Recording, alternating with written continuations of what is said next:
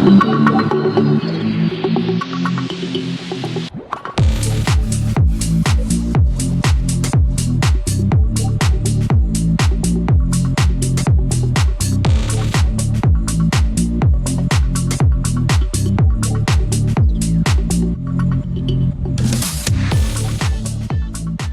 I'm Michael Curran from the Ottawa Business Journal. Welcome to Techopia Live. Techopia is a podcast from OBJ that features interviews from next-generation technology companies and leaders from Ottawa's tech ecosystem. Our mission is simple. We want to share knowledge and create a deeper level of understanding about what's happening in the local tech scene, to explore issues that are common to local tech firms and help build up Ottawa's tech sector. Thank you for tuning in. If you're enjoying the podcast, please share it with a friend and expand our Techopia community. All right, this is a bonus episode of Techopia Live. Bonus episodes allow us to connect with the great sponsors of Techopia. We get to tap into their expertise. And today we're focused on an Ottawa-based law firm that has decades of experience in dealing with technology entrepreneurs. The firm calls Ottawa home, but it has an international reputation when it comes to business and technology law. Today, we speak with an associate from the firm about the big potential, capital B, for Ottawa companies to benefit from the $1 billion of investment that is happening in defense and security. From Perley-Robertson, Hill, and McDougall, please welcome Brian Kells. Welcome, Brian. Hi, Michael.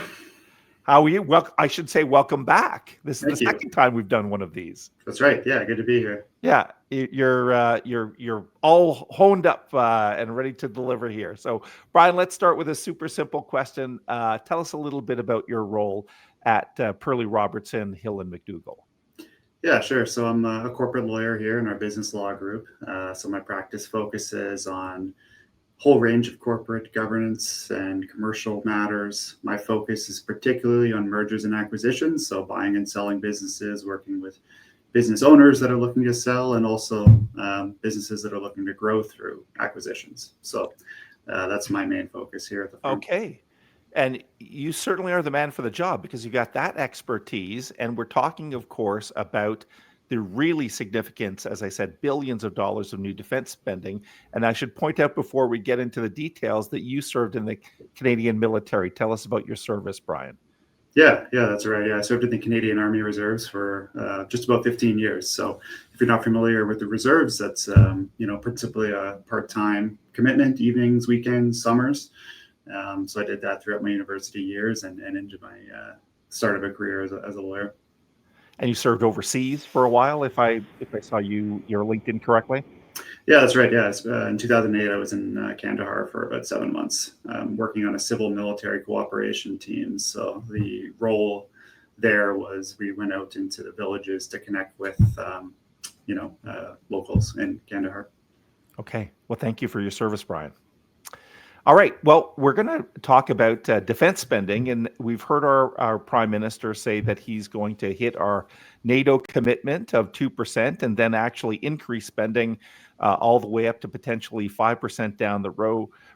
But Brian, let's start with a big picture question, which is simply, why should entrepreneurs be thinking about opportunities to sell products to Canada's armed forces? Yeah, I think you touched on it right off the start there. It's probably the biggest opportunity for selling to Canadian forces in the last 70 years. I just read an article in the Globe and Mail that said Minister Anand just announced that Canada's foreign policy is going to be led with defense first. And that echoes some statements that have been made by Prime Minister Carney and others that this is really an inflection time for Canada's defense spending. Our defense policy is guided by a defense white paper, which last came out in 2024. And since that was published, there's been a number of political, geopolitical, and domestic events that have changed. And it's all leading to the takeaway that Canada intends to invest in new capabilities for the military. And on top of that, there's been a stated preference from the government that with this new spending, there's going to be a preference to buy Canadian where possible.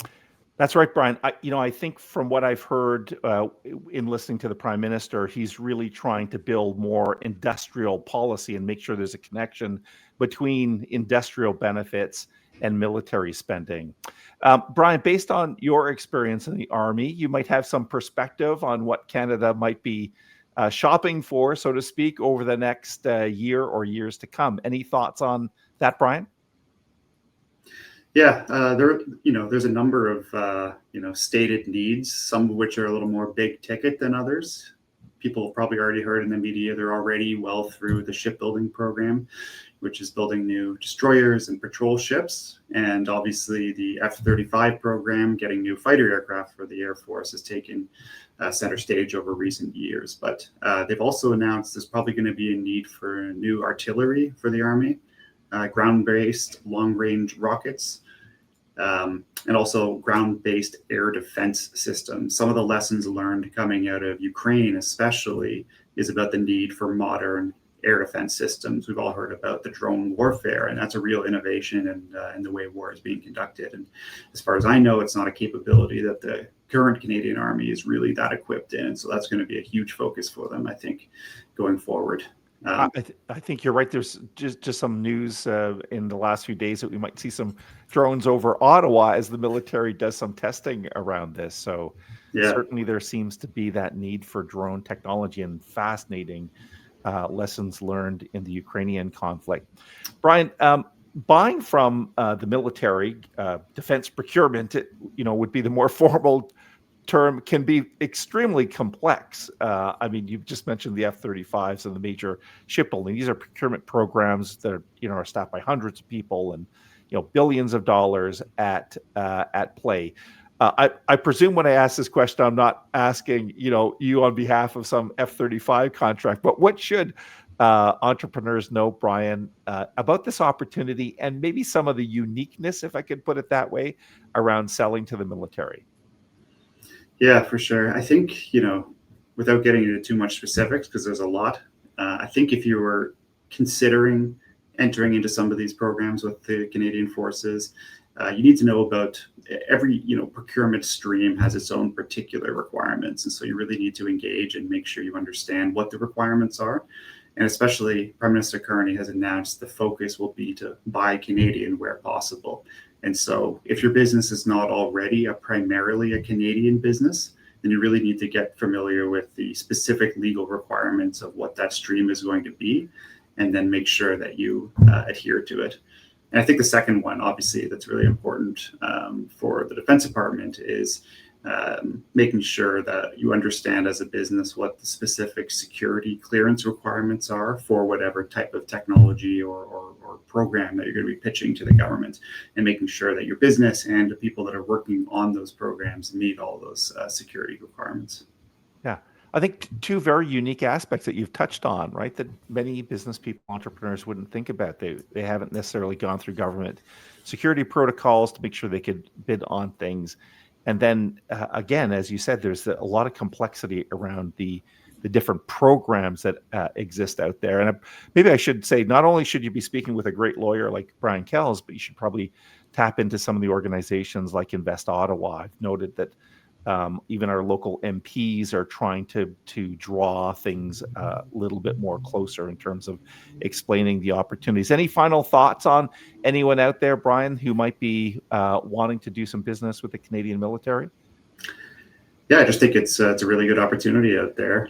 Like I said, it's the biggest increase in defense spending we've seen in our lifetimes, and also it's a great need for Canada. And so if you have something out there that you think would be a good fit for the Canadian Forces, then it's a great opportunity.